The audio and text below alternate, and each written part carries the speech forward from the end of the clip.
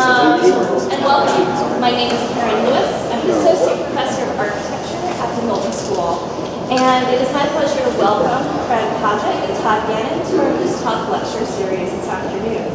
It is my understanding that Craig was the first Herbert Fowler visiting studio professor in 1996, sharing that honor the year before Zaha Hadid was the 1997 Fowler professor. So it is wonderful to welcome you back to the school if indeed you ever left. This talk serves as a precursor to a more robust lecture that will take place later this afternoon with Craig and his partner, his name Fung, who will present a lecture titled Real Stuff. This afternoon, however, on the big steps, we welcome Craig and Todd to speak about Craig's new book, Swimming to Suburbia, soon to be available through ORO Publishers and edited by Todd Gannon. And available over there for purchase. For $24.95. There are 18 copies of this book in the United States right now. They're all on that table. Buy them. In this new publication, Todd describes Craig as a designer who in many ways operates as an elite journalist, an extreme noticer, who assimilates and synthesizes observations about the world, taking into deep consideration how society is organized and how those structures form culture, social mores, and material assemblies. Hodgetts and Fung's approach to this work is a multifaceted and embraces many different visitor experiences, technologies, an iconic presence to be disciplined process resulting in bold, uncompromising architecture. This method has been instrumental in achieving a fusion of architecture and contemporary culture. Earlier today, I sent an email to the school accidentally. The new user interface of Reply All as the default setting is a new cultural structure that never ceases to unhinge our daily routines. And following an earlier meeting today where Todd very eloquently described our educational mission of thinking about how one makes a society and how do we understand how societies are structured, it is a pleasure to engage these questions with Todd and Craig through this new publication, which gathers an array of theoretical polemics on buildings, cities, critical assessments of major projects and personalities, and other writings that showcase Hodgetts' unique position as both a central figure in the discipline of architecture and a tireless advocate of technological opportunities developed at the fringes of the field, in which place we gladly hit Reply All. Thank you so much for joining us today, and welcome to the Big Steps. I'm looking at that. Oh, okay. So I wanted to do something, I wanted to try something a little different with this. I think it's a really fun book. I mean, Craig and I can't remember when we first started talking about this. I can't remember how it started, but for whatever reason, Craig and I have been playing around with the idea of making this book for quite a long time. And I think Craig got very nervous when I came to Ohio State because it seemed like it might never happen. But in fact, it was finishing this book was actually one of the things that kept me sane last year as I was figuring this place out. So it has a kind of weird OSU connection. I know how to make books. I don't really know how to run an architecture section, so it was kind of nice to go back to more stable ground. But it's a tricky book to encapsulate. I mean, Craig, he has a lot to say about architecture. He knows a lot about architecture, but he's not a theorist. He's not a critic. He's an architect, and he writes as an architect about art. So the writing is not what you would normally find in an architectural anthology. That, for me, is a very good thing. It reads much better than most architecture texts that you will find. And so I thought what I could do, rather than try to sum it, I thought I would read just a couple of passages, and then in between those passages, I'd ask you questions about those. But just to try to orient everyone a little bit, I just wanted to read a small piece of the introduction that I wrote, which will hopefully kind of situate what Craig is up to for those of you who are maybe less familiar with his writing. So here goes. I've never done a reading before, so this might get strange. So The image on the black and white photocopy is about 4.5 inches wide by 7 inches tall and consists of 12 strips of typewritten text affixed to a grainy aerial photograph of Santa Monica. 9 target-like symbols pockmark the image, 2 of them partially obscured by the strips of text. The photograph is oriented with north to the right and is cropped such that the inland edge of the beach describes a straight line that extends at roughly 45-degree angle from the upper right corner of the image to the point about 2/3 down the left edge. The grid of the city extends from the beach to fill the space beneath the diagonal. Layers of sand, surf, and sea recede back from the line in the triangle left above it. The Santa Monica Pier cantilevers out of the grid and over the water, unperturbed by the churning ocean below. A conventionally modernist interpreter might read this composition as suggesting the inevitable extension of the city grid, the leading edge of manifest destiny, across Santa Monica Bay and out to sea. If the map were oriented conventionally, with north toward the top of the page, the visual weight of the city would bear down ominously on the ocean in the left-hand corner, making such a reading all the more convincing. But Hodgetts did not orient the map conventionally. Instead, he rotated it, causing the city grid to appear to recoil from the advancing convexity of the ocean. And just as the layers of pier over ocean might signal to a conventional modernist the triumph of architecture over landscape, the simple act of rotating a sheet of paper suggests to an unconventional modernist like Hodgetts that charting a better future often begins simply by changing one's point of view. Of course, to read this image in this way is to miss much of its point. This photo collage, like Hodgetts' architecture and most of the other text and images collected in this volume, has less to do with the specific qualities of the artifact than with the way that artifact predicts and promotes alternative possibilities for modern life. Thus, Hodgetts' impatience early in his career with traditional building and his gravitation toward portable electronic and mechanical equipment that more effectively accomplishes tasks traditionally assigned to built form. Thus, his preference, as his practice matured, for cinema's choreographed dynamism over photography's composed stasis as a way to represent the roving eye of the modern urban denizen for whom he writes and builds. Thus, his enthusiasm for the work of James Sterling, whose irreverent post-war reinterpretations of the language of modern architecture first revealed to Hodgetts architecture's unique power to invigorate the human spirit, and his enthusiasm for Charles and Ray Eames, whose distinctly American do-it-yourself modernism provided a template for his own design practice.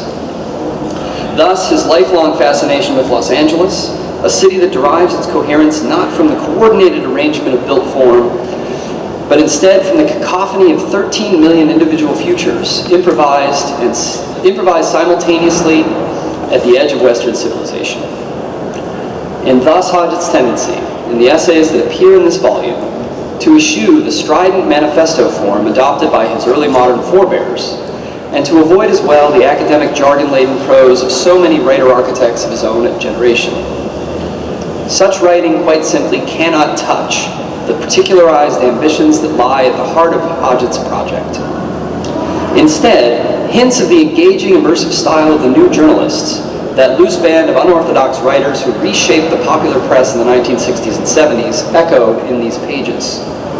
Think Tom Wolfe, but stripped of his smugness, or Hunter S. Thompson, minus the gonzo excess, or Joan Didion, relieved of her resigned fatalism, but still gripped by a deep fascination with the technologized fragmentation that constitutes modern life, particularly as it plays out under the clear blue skies of Southern California.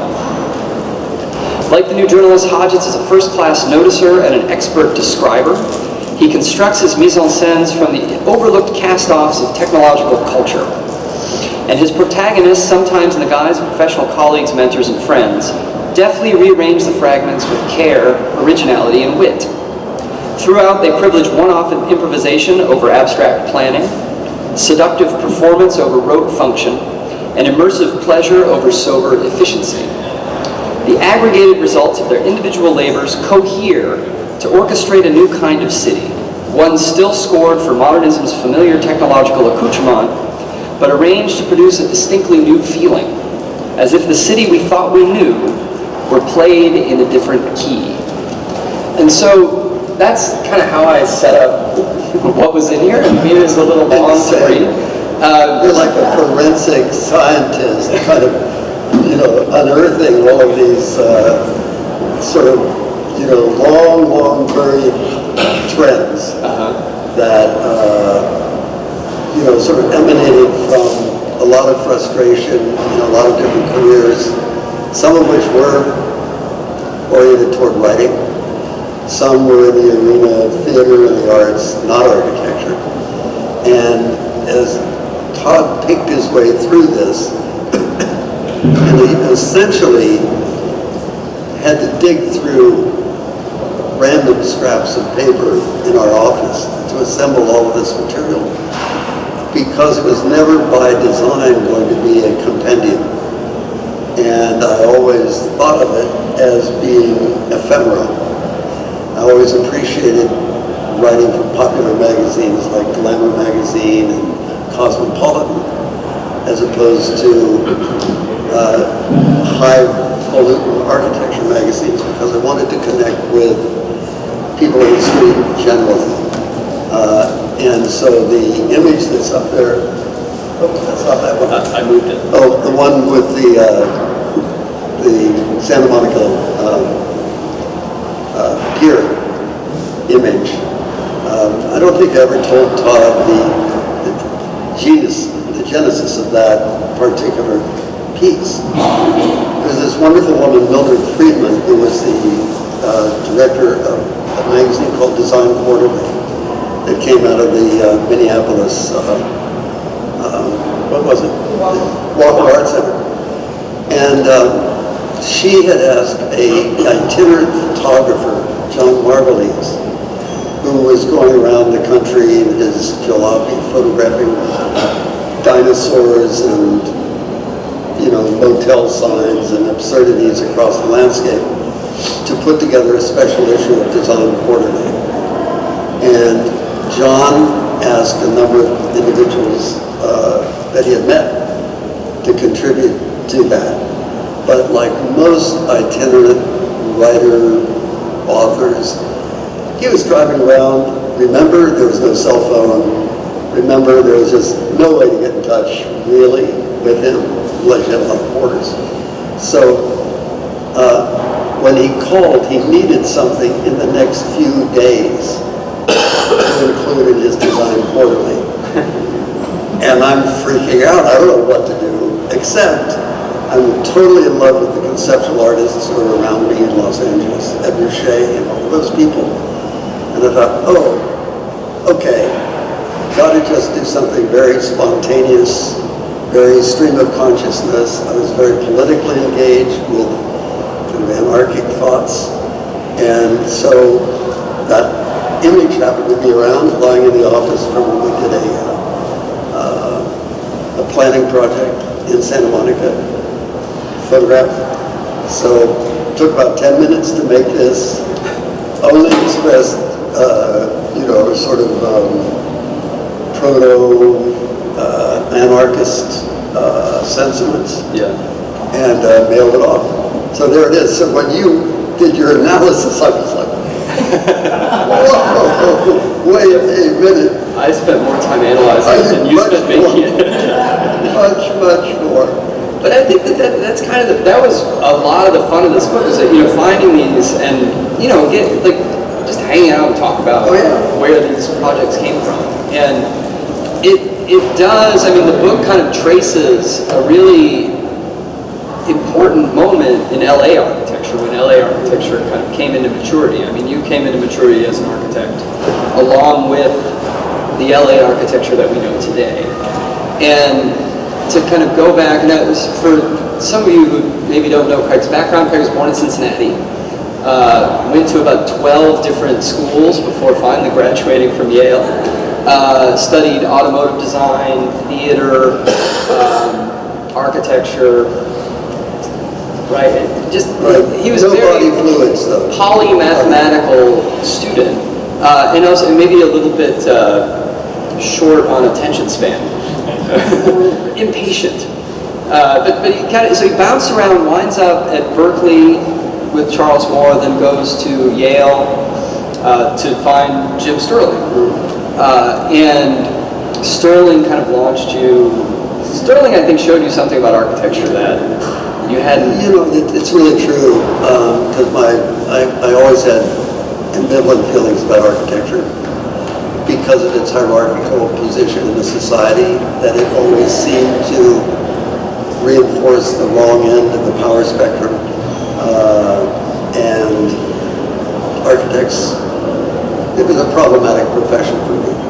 And so Sterling's very abrupt and blunt approach to his buildings and his conscious disavowal of any kind of hierarchical intentions really opened up to me another part of architecture which felt valid and felt like something that was not reinforcing power structures that I didn't agree with.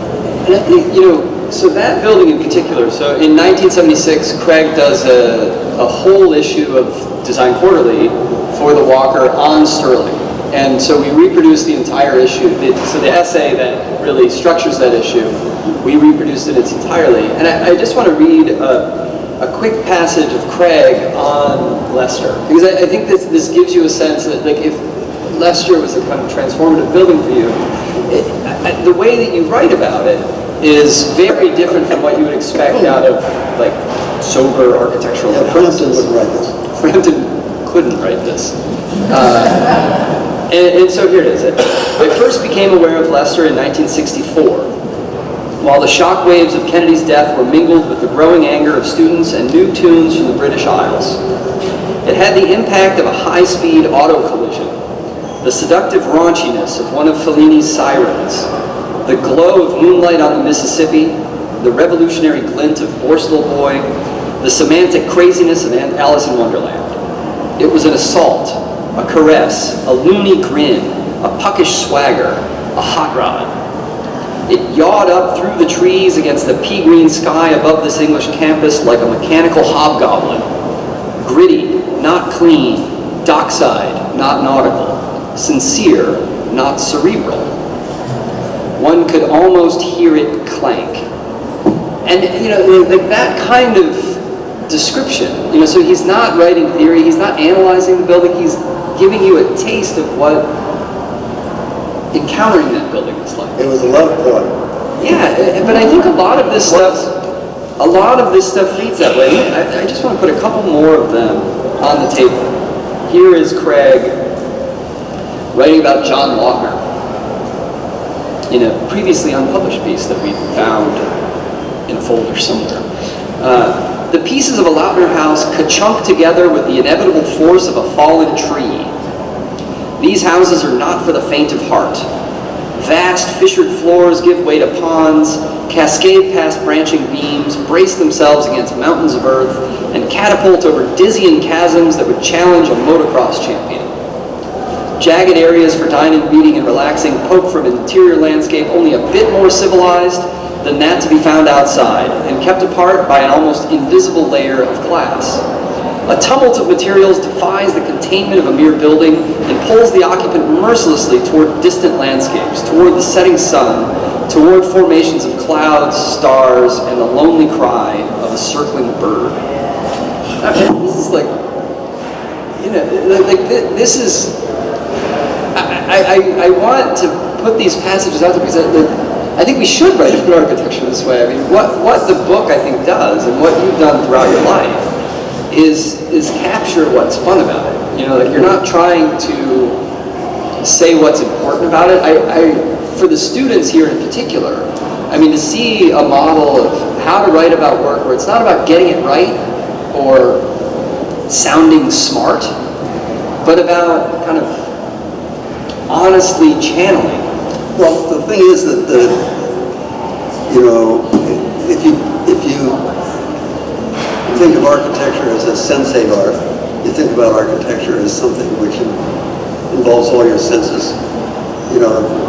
Shadow play across something, outside life, etc. It's all there, somehow, as the architectural press and the critics have kind of tried to squeeze all of that out in favor of an abstraction. And I've never perceived architecture that way. I mean, Todd and I were just talking with Ming, about the diagrammatic structure of this building, which is pretty apparent and strong. But then the scenario of the building is something else again. The glimpses down to another space, the parade of books in the library, and those things are, to me, far more meaningful than the abstract structure of the building. Jeff. Jeff. I haven't read this essay, so I'm going to take some issue with what Todd read. Oh, good. I mean, this was an essay by an architect about architecture for other architects. And so what Todd read, I think, is a beautiful appreciation, let's say preliminarily, of the effects it had on an architect as architecture.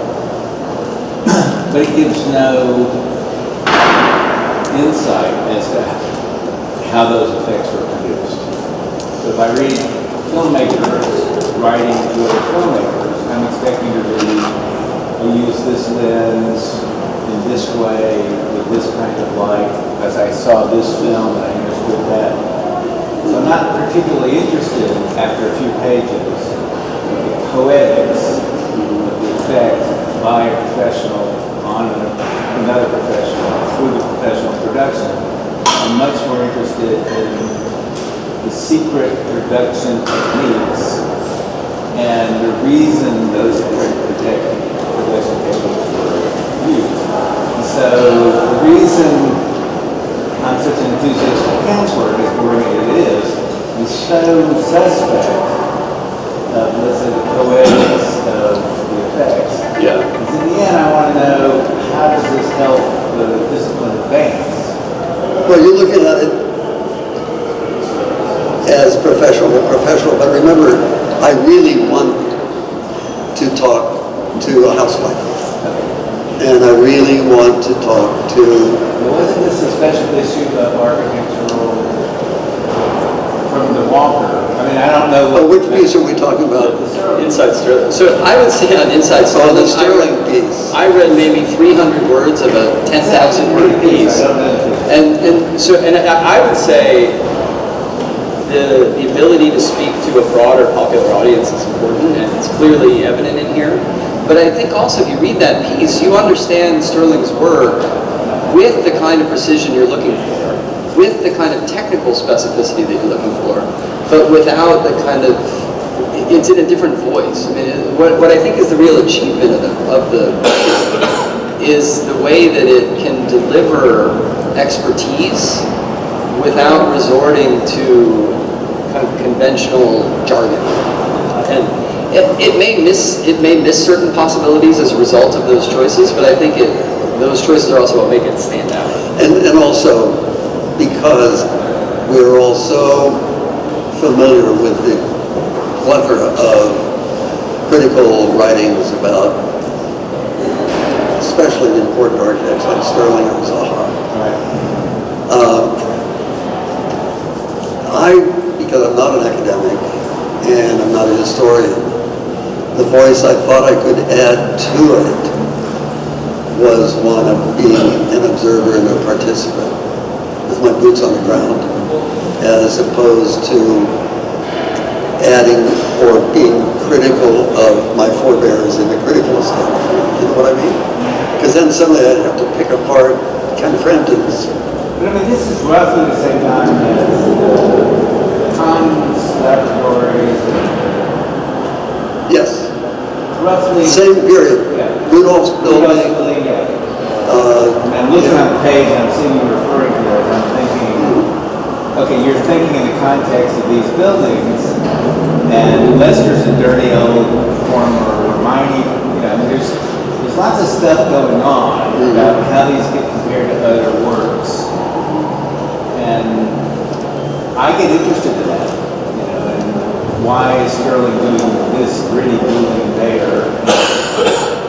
And then a new brutalist building is being done at Yale, which is an unintended thought at the same time. Yeah, it's true. Let me try to put really another couple of themes on the table, which probably will reinforce some of your reservations. but I think that there's another aspect of these writings that I just want to, like, these couple very short passages. I wish Rob were here for this one because he's in it. So. Oh, that's not. That would have been nice. So, after a show at the Museum of Modern Art, a large color transparency of Sterling's building at Cambridge had been installed gloriously, if incongruously, on the ground floor of the Sterling office. When important visitors were expected, Jim would darken the hallway, plug the thing in, and wait for the gasps of appreciation as they rounded the last landing of the stairs. One such morning, a new American member of the staff, Rob, whom Jim had found at the American Academy at Rome, was standing before the transparency as I came down the stairs. "What do you suppose governs the arrangement of the overlooks?" he asked me. "He probably just put them wherever he could," I replied. "What? You mean that there was no system? I don't believe it. Look how carefully it's detailed." I agreed that it was marvelously crafted space and was attempting to convince him that there was no causal connection between craft and geometry when Sterling appeared on the landing. The young man looked at him seriously and asked what governed the arrangement of the overlooks. "Nothing," said Jim. So Sterling, amused by the scramble to identify the precedent of this or that, steadfastly refuses to burp up the secret. And so, that's one. I have to Tell me a little more about that. I was working in Jim put it together an impromptu office in New York City to do a plan for the western extension of the subway and the new zoning laws. And he put together that office, and I helped him do that. And we were working on that master plan. And we had a series of towers along the riverfront of the Hudson River. And we were in an old building. Andy Warhol's office was just below us, our studio was just below us. But it was basically the communist newspaper on the top floor, Saul Steinberg somewhere there, and trash going up and down the elevator. And so we were puzzling about what is the footprint of these buildings. And there's a big bucket of the leftovers from punching out cardboard matrices told Christmas tree lights for sale that Christmas. So there were the negative forms that had been punched out. And Jim looked approvingly at this bucket full of these things. And he picked one of them up and he said, "Draw that."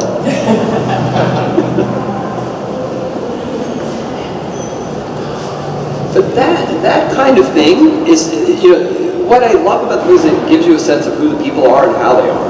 I mean, there's this great passage about this watch, this Accutron watch. Katrin had a new watch. It sat on a perforated plastic band that nearly matched her vinyl Courgette boots.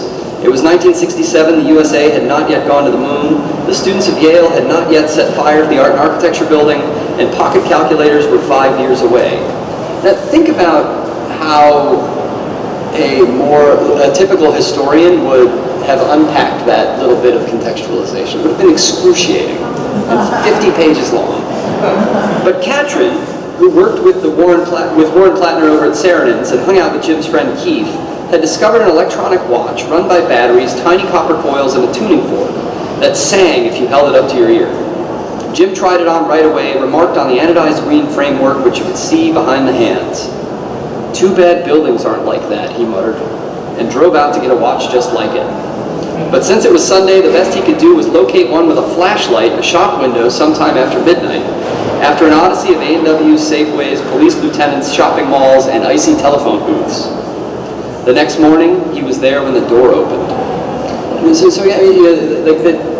One of the great things that you get inside the head of these people, and that may not be necessary to advancing design discipline, but I think to understand the motivations, or to understand that, like this watch, which I think a lot of people had forgotten. You know what?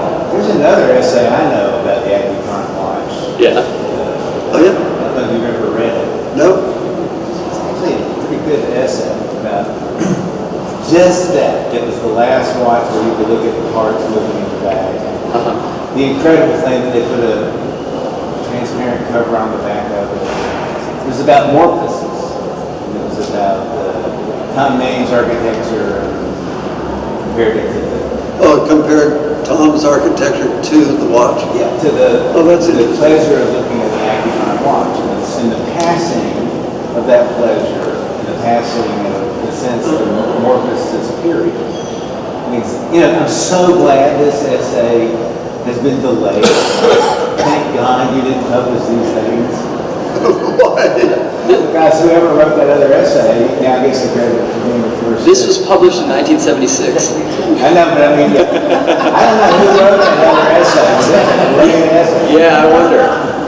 But let me say something about what Todd just said about Craig, because I think it's a great insight. There's no nostalgia. No. You know, I was once on a review with Craig and Craig's former partner, Robert Van Gurion, and briefly about the South Side drawing, the South Side. Oh, yes, that used to be in Columbus. Yeah, you guys. Robert was really yelling at this person about, it was a discussion about phones, and Robert was yelling at this person about the great old phones and the heaviness of the old phone, the Bakelite phone. I don't, you probably don't even remember this conversation. And I just said, you just like the weight. What about young girls that like princess phones? And Robert said, no, it's the really, the phonic way. And Greg said, no, that's just nonsense. Gibbons is right. There's a actuality, a phenomenal actuality to the princess phone, which is just as real and just as materially actual as the Bakelite way to the old heavy phone. And that was a really important moment for me. It's not ink, it's not age, or it's not the historic patina of the materials. It's that whatever they get used at, is they get used in their own actuality. So pink, lightweight plastic for princess phones was for him as technologically interesting and as phenomenologically real as Bakelite old heavy phones. You've actually just identified why our partnership didn't finally work. No, it's exactly that there wasn't all that much lure of the new to Robert. And for me, that was all that mattered.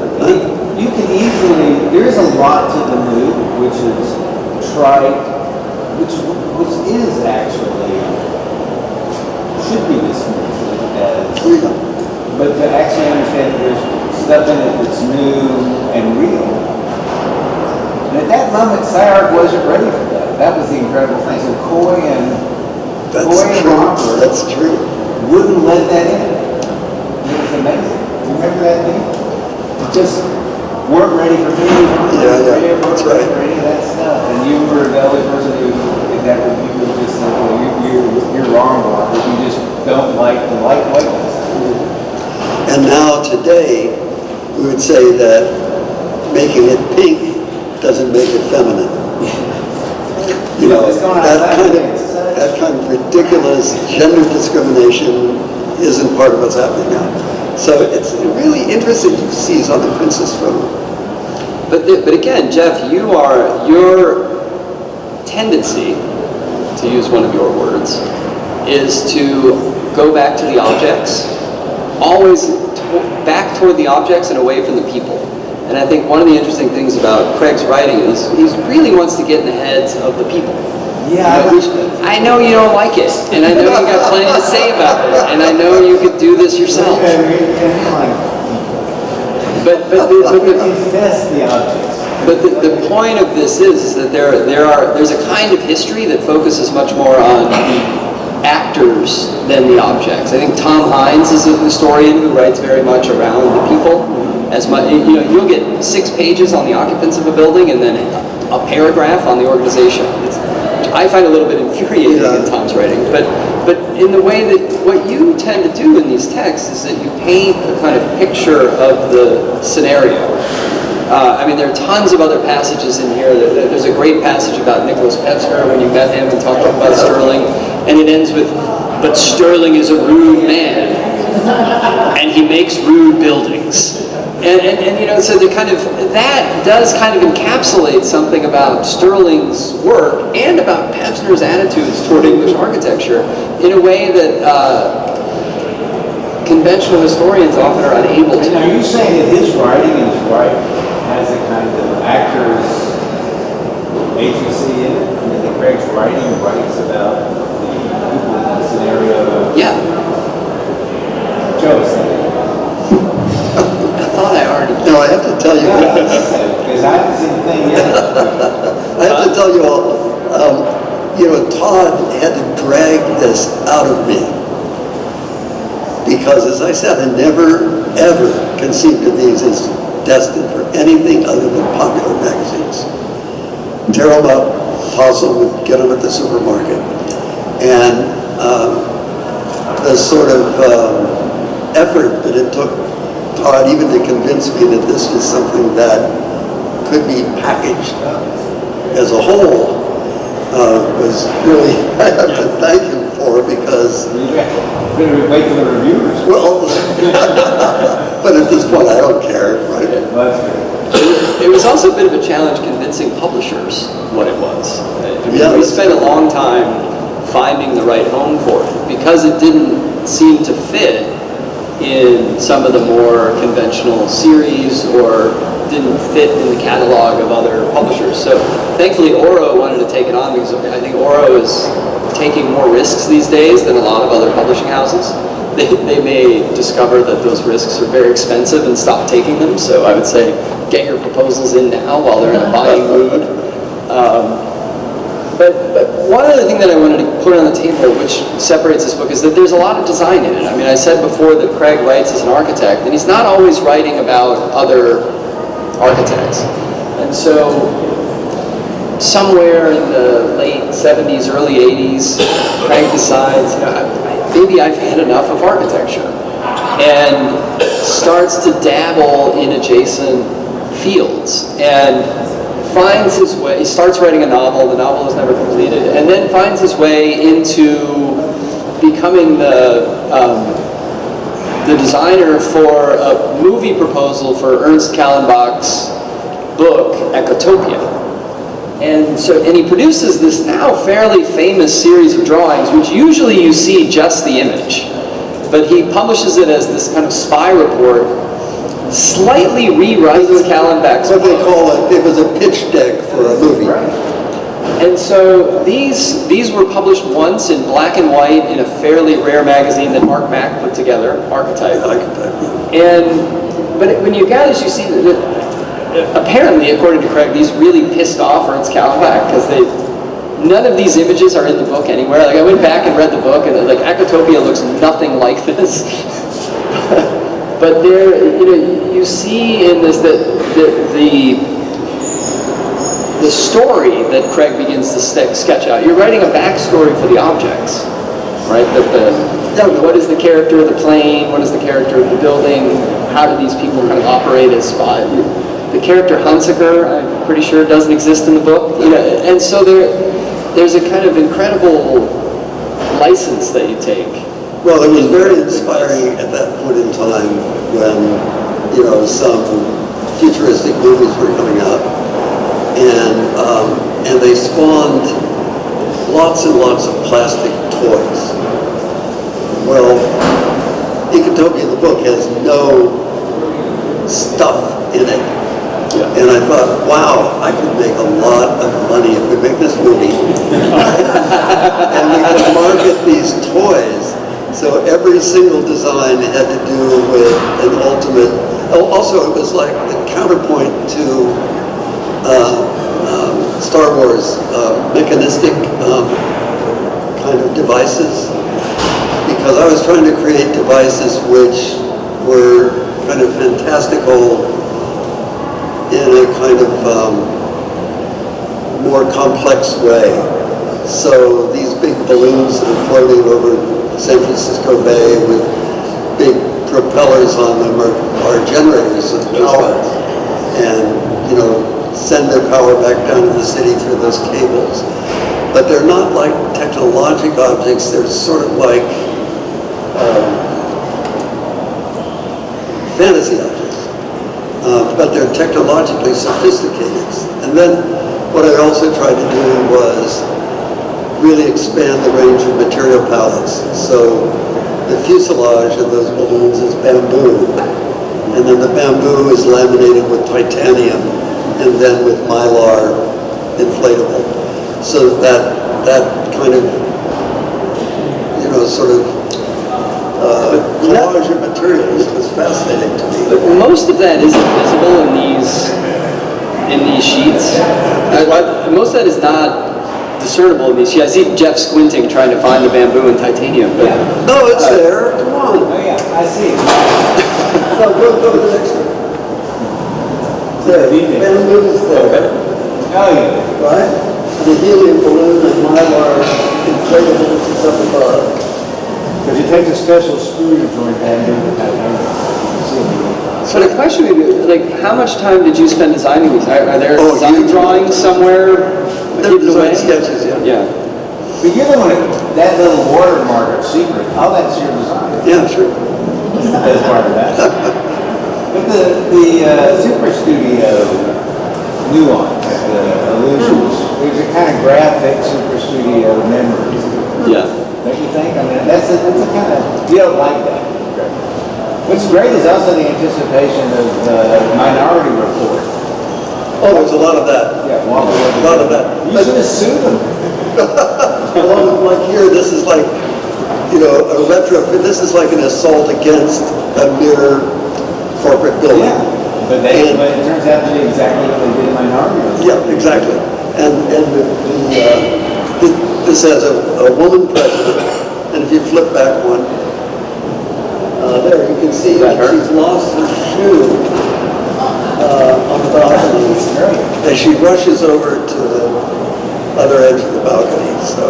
So you turned this in, and he just said, "This is crap. I don't want to." Oh no, it had nothing. We bought the rights for Columbine.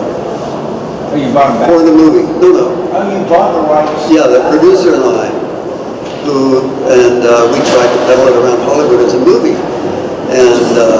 But this was long before ecology had any... I own the rights. Twice I bought the rights to redo Forbidden Planet. Oh, yeah.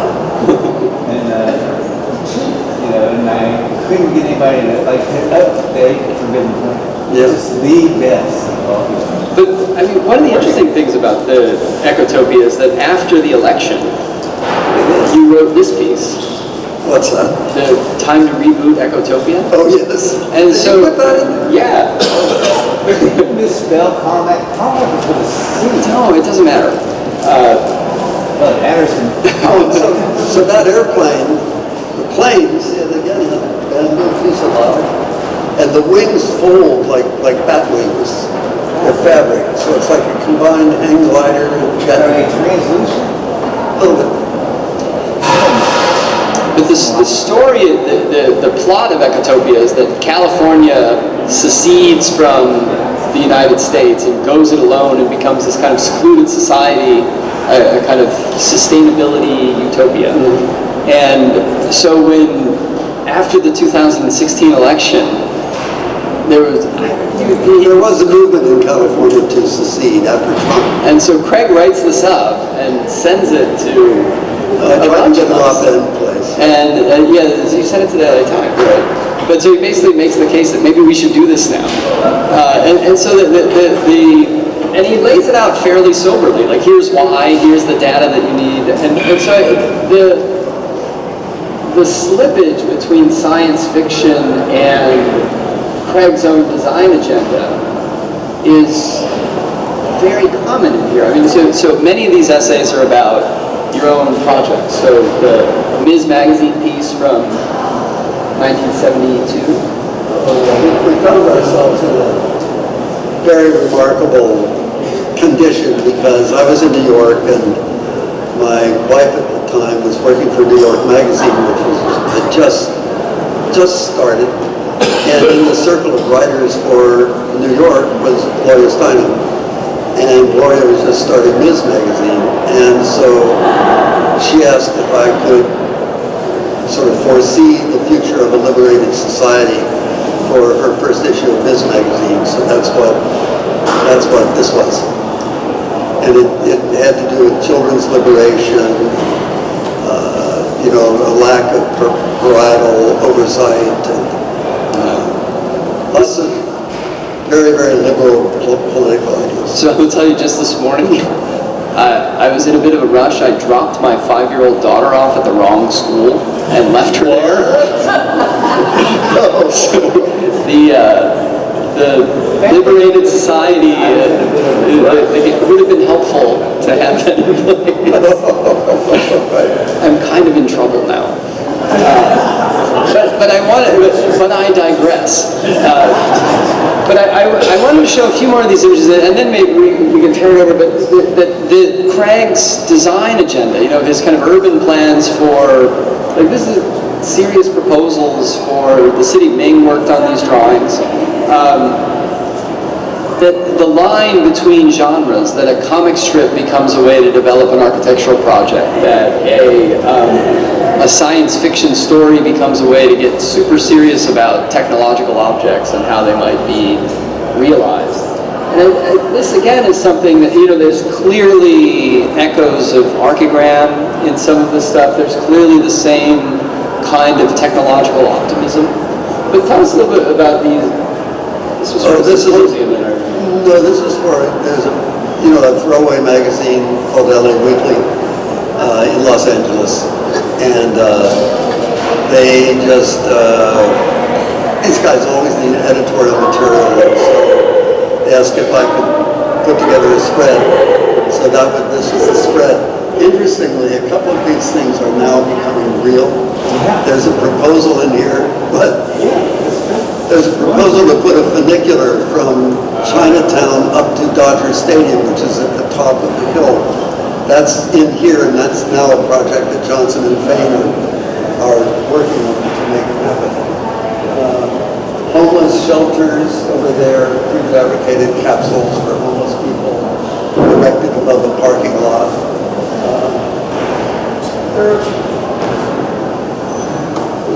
There are some ideas there. And here too, in the Chitapulpa that you did for the Milan Triennale. And that was Ming and myself. The manga comic becomes a way for the office to develop a whole scenario about a city, which gets written as a script for a play, gets published as this comic strip, it's almost storyboarded for the film.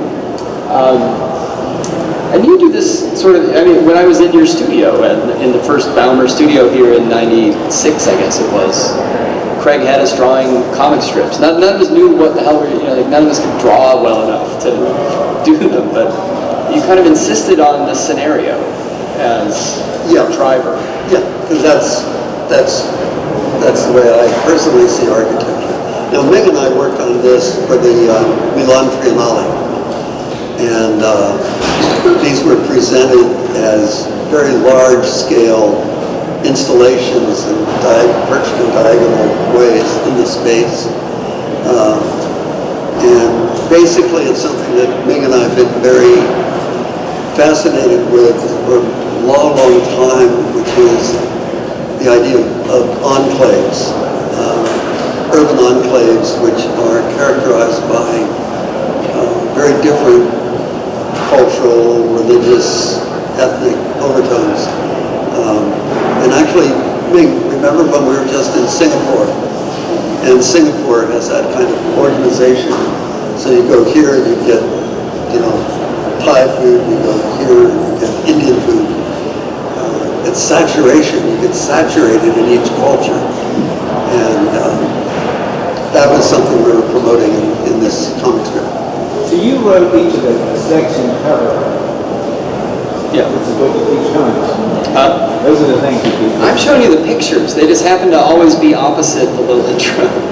But so I want to make sure we have enough time to have Craig sign some books for all of you, and I want to take some questions from the field. So I just want to flip through a couple of these.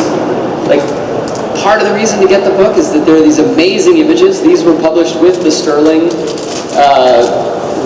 issue of Design Quarterly. These have never been published in color. Part of what I wanted to do was kind of translate some of the energy and some of the inventiveness of this stuff. But why did you make these? Like, these don't seem necessary to tell us anything about Sterling. The model kit is fun, doesn't seem necessary. But why did you make these? Pure exuberance. So were these a kind of homage, or just... No, not at all an homage. No, there's a timeline to these. In that... I think that question is really important, Greg, because the culture of post-production, or the culture of excess production, is gone. And usually in the whole 2 or 3 generations in which, when you work on a project, you keep making extra production as part of what meant to be, post-production or extra production was just part of the culture of the office. Was an ethos in the field, the discipline, for all the way up into the 90s. Oh, I see.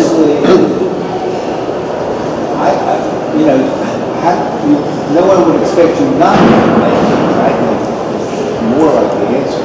I think that's right. They're not an homage, what they were, and Mig and I did something very similar to this when we were doing the big timeline for the case study show that we did at the Museum of Contemporary Art. These are really a time capsule of what was going on as that building was becoming prominent.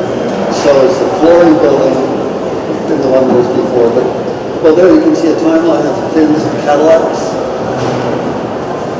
That actually dates each of those drawings, 1955, 56. That's kind of inspired by Ann Farm's celebration of the Cadillac, although this was done a little before they buried them. So, but basically, they're saying, well, when Leicester was built, this is the kind of stuff that was in the air, in the culture. And so that when, here, this is earlier, the housing project, I forget the name of it.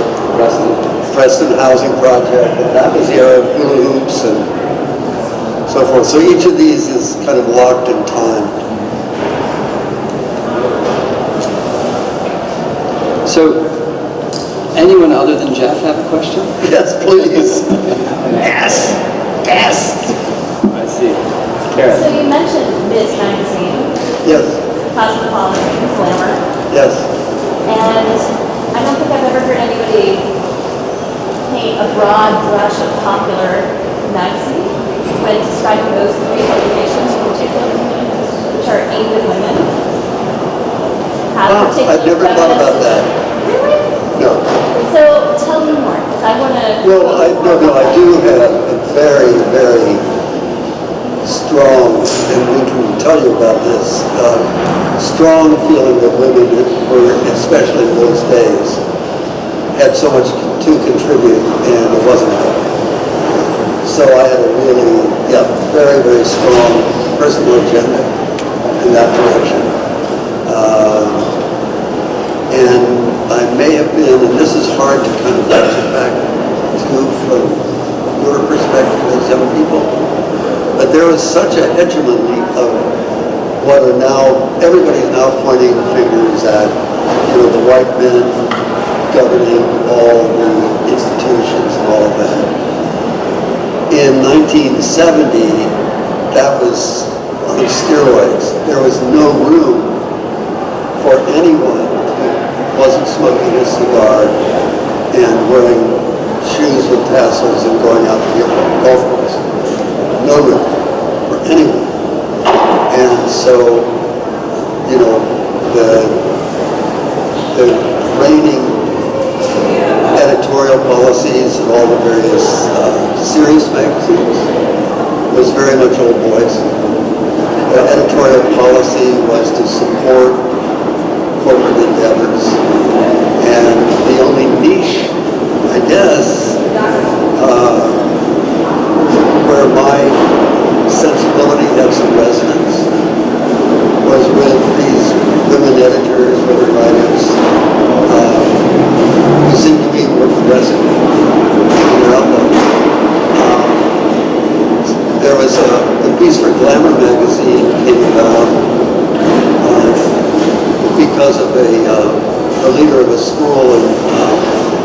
Angeles, Sister Mary Carita, who got very famous doing graphics and things like that.